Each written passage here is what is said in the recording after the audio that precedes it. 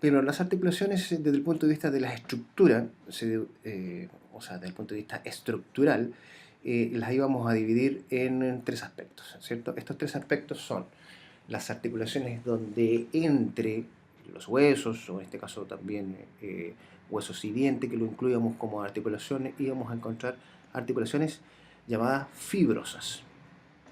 Ahora, ¿qué son las articulaciones fibrosas? Son aquellas que tenemos un tejido fibroso interpuesto entre los partners articulares.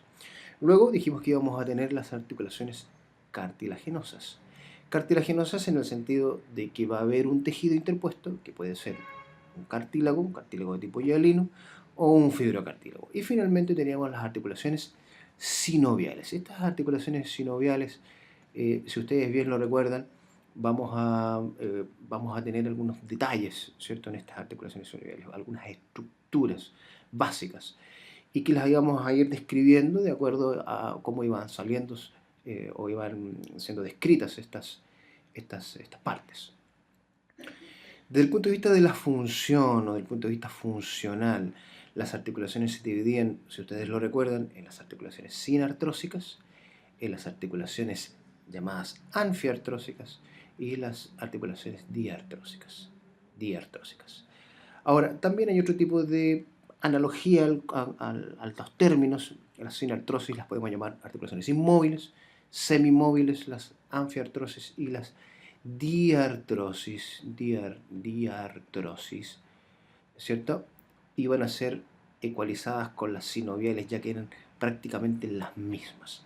Articulaciones móviles y con una serie de estructuras, llámese superficies articulares, llámese obviamente que cartílago articular, medios de contención, medios de unión, y una serie de estructuras que le hacían una articulación full equipo para poder, ¿cierto?, llevar a cabo movimientos, o ser articulaciones del tipo móviles. Ahora, siempre que nosotros analicemos las articulaciones, y esto hay que recordarlo siempre, teníamos un cuadro general. Ese cuadro general nosotros lo podíamos, ¿cierto?, y lo voy a hacer aquí en la pizarrita a grosso modo, ¿cierto?, y vamos a hacer nuestro cuadrito resumen de las articulaciones y vamos a dividir el cuadro, ¿cierto?, en una serie de aspectos.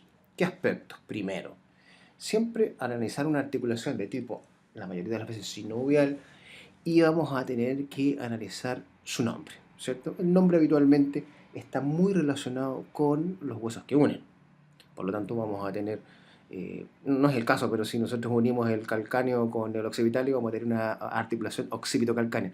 Obviamente con el ejemplo inexistente, pero el nombre dice los huesos que están siendo, ¿cierto?, parte de esta unión. Ahora, otra situación muy importante es aplicar lo que nosotros vimos recientemente con la clasificación. O sea, aquí vamos a tener la clasificación. Y aquí vamos a poner la clasificación estructural, o sea, si es anfiartrosis, perdón, si es una articulación fibrosa, cartilaginosa o sinovial, y luego si es sinovial, si se mueve, ¿cierto?, una diartrosis, y luego los 6 tipos de articulaciones diartrosis que ustedes conocen. O sea, si es una articulación plana, si es o artrodia, si es una articulación troclear o bisagra o gínglimo, si es una articulación pivote o trocoide, si es una articulación condilia o condilar, ¿cierto?, una articulación celar o sellar, o en silla de montar, o como dicen los clásicos, de encaje recíproco, pero vamos a ver que tiene algunas diferenciaciones. Y finalmente una articulación, ¿cierto?, de tipo esférica. Eso nosotros lo vamos a analizar en el aspecto de este cuadro resumen, ¿cierto?, en lo que se considera clasificación. Ahora, luego viene un aspecto que habitualmente yo lo llamo la existencia de un fibrocartílago, ¿cierto?, o hablar de un medio de contención, perdón, de un medio de, vamos a borrar aquí, vamos a buscar nuestra gomita, ¿cierto?, vamos a borrar y hacerlo de nuevo. Vamos a hablar entonces de un medio de adaptación, ahí sí que estamos, de este lápiz no está escribiendo bien, adaptación. Es nuestro tercer aspecto de nuestro cuadrito. En este medio de adaptación, ¿cierto?, nosotros vamos a tener algunos elementos como fibrocartílagos que cumplen algunas funciones especiales. Primero, van a cumplir una función que podemos decir de compensación. Ahora, esta compensación ya es la compensación de las superficies articulares. Si yo tengo una articulación con una superficie extremadamente o fuertemente convexa y otra, por el contrario, bastante plana, nosotros vamos a tener aquí una incongruencia entre superficies articulares. Por lo que nosotros vamos a necesitar de un elemento, ¿cierto? Lo vamos a pintar un poquito aquí. O lo podemos hacer de otro color si ustedes quieren. ¿Ya? Un elemento que de alguna forma va a compensar, ¿cierto? La forma entre estas carillas articulares. Pero no solamente eso, sino que también va a tener una función, una segunda función de resistencia. ¿De resistencia a qué?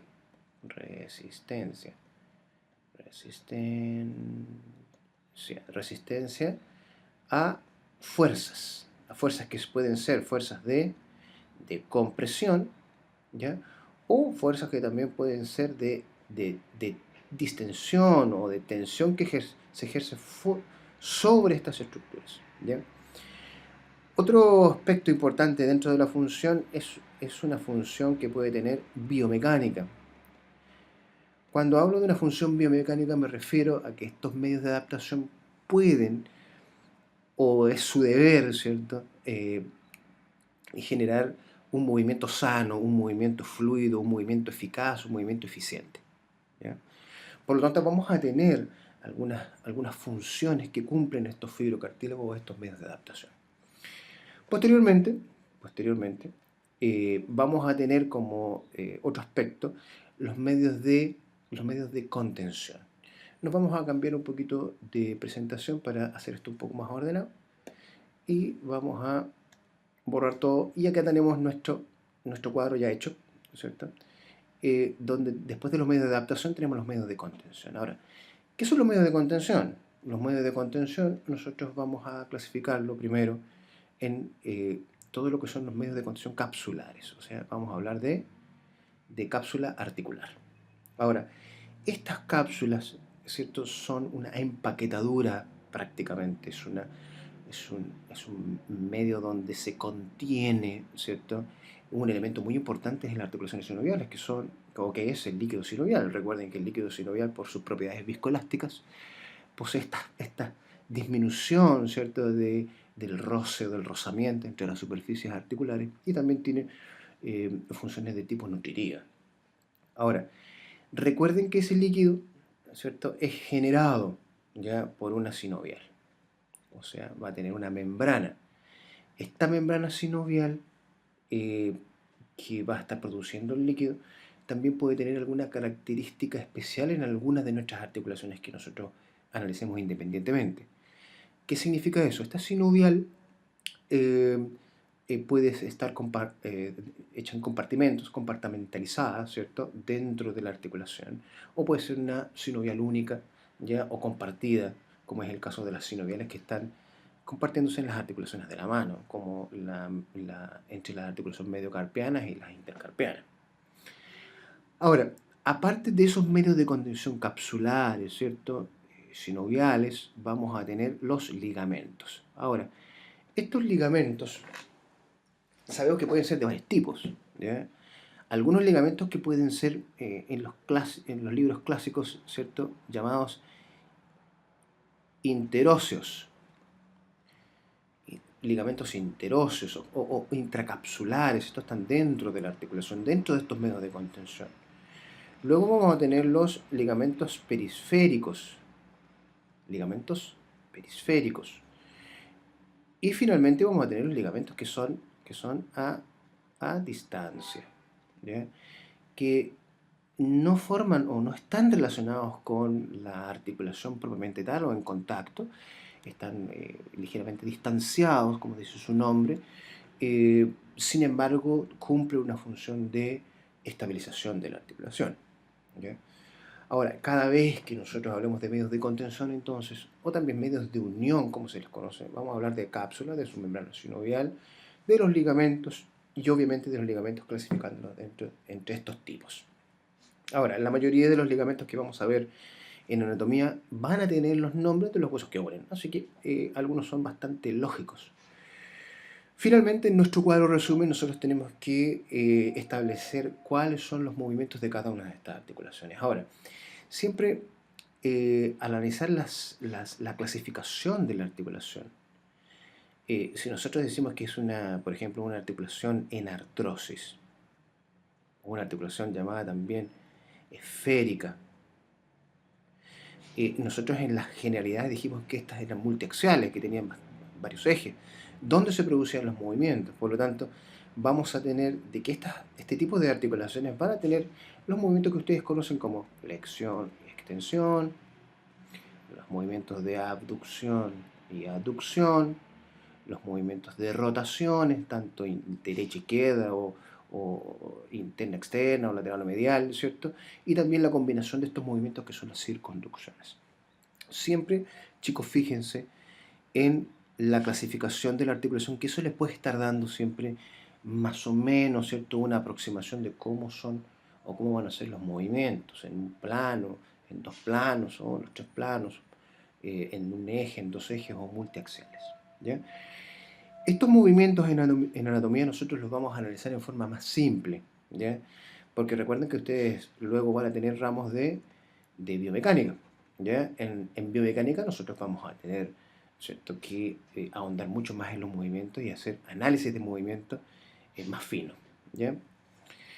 Bien, haciendo este pequeño recuento, ¿cierto?, de nuestras articulaciones, nosotros ya podemos aplicar este cuadro a cualquier articulación que nosotros podamos ver, ¿ya? No en esa articulación inventada que yo les dije recién, sí, pero en las articulaciones que sí ustedes conocen. Ahora, si nosotros continuamos ahora analizando el tema específicamente, ¿cierto?, de nuestras articulaciones, ¿cierto?, vamos a decir que las articulaciones de extremidades superiores tenemos que dividirlas. Y tenemos que dividirlas de acuerdo también al aspecto que vimos en la osteología, ¿cierto? Nosotros dijimos que en algún momento teníamos los huesos que componen la cintura escapular, los huesos que componen el esqueleto del hombro, los huesos el esqueleto del brazo, del antebrazo y de la mano. Por lo tanto, en las articulaciones de extremidades superiores vamos a hacer una división más o menos topográfica de estas mismas articulaciones. ¿Con qué vamos a comenzar? Como número uno, vamos a comenzar con las articulaciones, ¿cierto?, de la cintura escapular.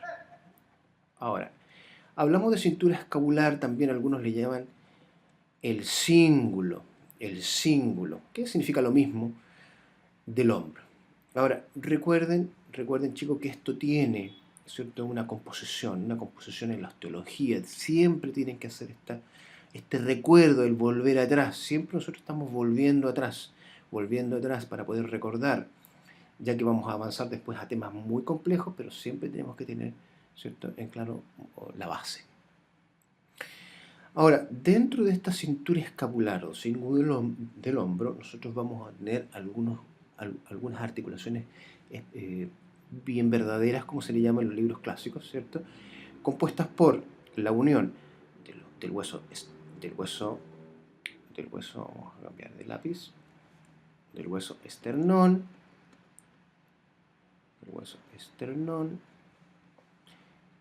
del hueso clavícula y del hueso escápula.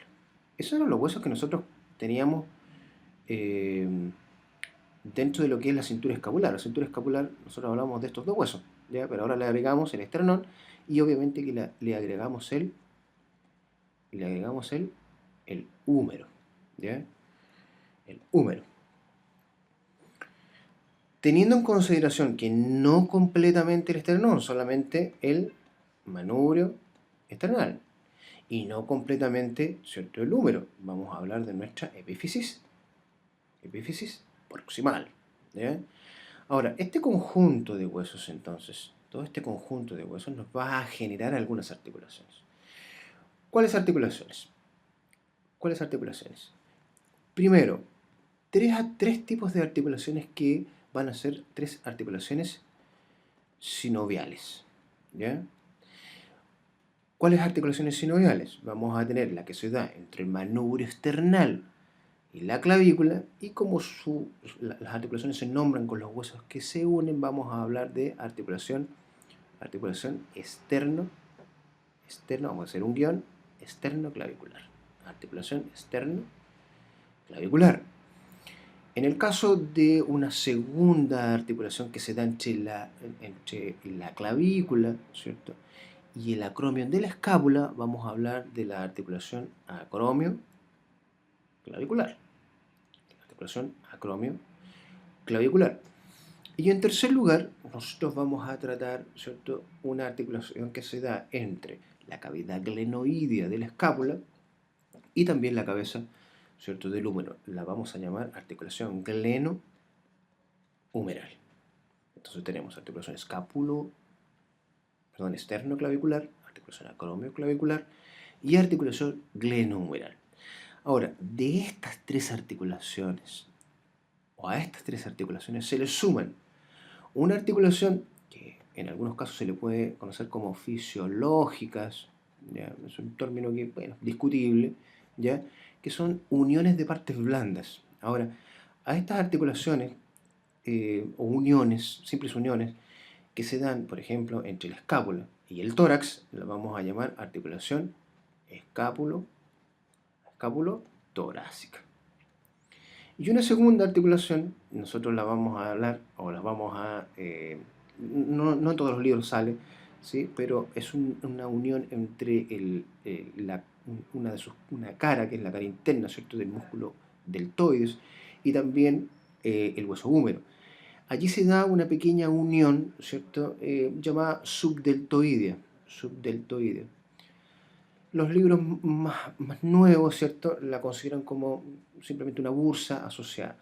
Esto se los nombro porque esta de aquí, la voy a destacar, ¿cierto? Esta de aquí posiblemente no salga en todos los lugares. Esta sí, la escápula torácica, está descrita en la mayoría de los textos. Bien, entonces nosotros ya organizamos nuestro plan de trabajo, ¿cierto? Tenemos las articulaciones de extremidades superiores compuestas en primera instancia en el cíngulo del hombro, estas tres articulaciones sinoviales, entre estos huesos, ¿cierto?, estas tres articulaciones sinoviales, vuelvo a repetir, y que las vamos a ir tratando en forma independiente. Y esta fisiológica, que es la escápula torácica. Bien, ahora, si nosotros ahora analizamos algo de las generalidades de las articulaciones de la extremidad superior, y que esto tendría que haberlo tocado antes, pero el orden no es tan óptimo, ¿ya?, vamos a tener, ¿cierto?, que la mayoría de las articulaciones de extremidad superior, si no todas, son sinoviales. Aquí le tenemos, son todas sinoviales, móviles, o sea, todas corresponden a lo que nosotros conocemos como diartrosis, ¿ya? Ahora, si nosotros nos comparamos a cuadrúpedos, ¿cierto?, nosotros vemos que nuestras extremidades superiores en el cuadrúpedo, las articulaciones anteriores, están diferenciadas en su función, ¿ya? Para los cuadrúpedos la locomoción, ¿cierto?, es lo principal. En cambio, para nosotros están optimizadas estas articulaciones para la manipulación, ¿ya? Por eso mismo han sacrificado su estabilidad por movilidad. Son muy móviles, pero también esto trae consigo algunas pérdidas de su estabilidad. Por eso que también podemos ver en bastante frecuencia, ¿cierto?, luxaciones de extremidad superior. Y cumplen una función muy especial, que es orientar el extremo, que es orientar esta extremidad. Lo encuentro muy esencial, ¿ya? La mano en sí es no solamente, ¿cierto?, un cúmulo de huesos, articulaciones, músculos, ¿cierto?, y estructuras neurovasculares y piel, sino que tiene una extremidad sensorial. Ustedes saben que la mano nos sirve mucho para conocer nuestro medio, ¿ya?, y sobre todo también para percibirlo, ¿ya?, y para también comunicarnos, ¿ya?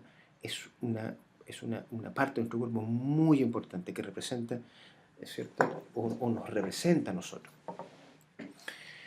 Ahora, hablando un poco de estas generalidades de digamos, de las articulaciones, vamos a continuar eh, con, vamos a cambiar un poquito de imagen para que no sea tan molesto para sus visualmente, ¿cierto?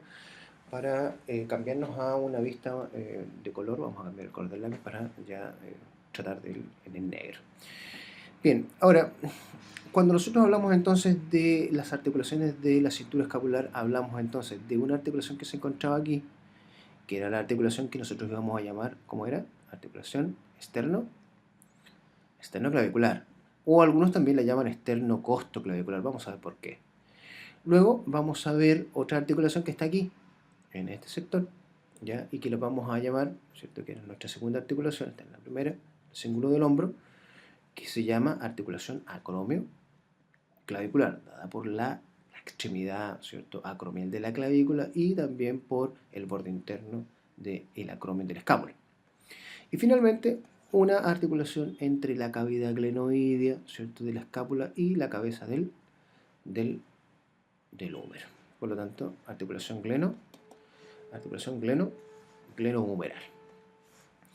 Ahora, si nosotros vemos una imagen un poquito más elaborada de esto, ¿cierto? Podemos analizar esta que está acá, es sacado del libro, todas las imágenes que les estoy mostrando están sacadas del libro Prometeus, libros que yo le dejé como texto guía, ¿cierto?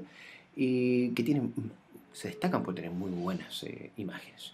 Repasemos de nuevo entonces. Tenemos entonces la articulación, lapicito, ¿dónde viene el lapicito? Ahí. Articulación externo-costoclavicular. Articulación acromio clavicular. Fíjense bien, articulación, ustedes por favor, articulación, bien, gleno, humeral. Y estas dos uniones que están representadas aquí, que yo les hablé en el principio, ¿cierto? Que son las uniones que nosotros llamamos uniones fisiológicas, ¿cierto? Esta subdeltoidea, ¿cierto? Y esta que la íbamos a llamar escápulo-torácica, ¿ya?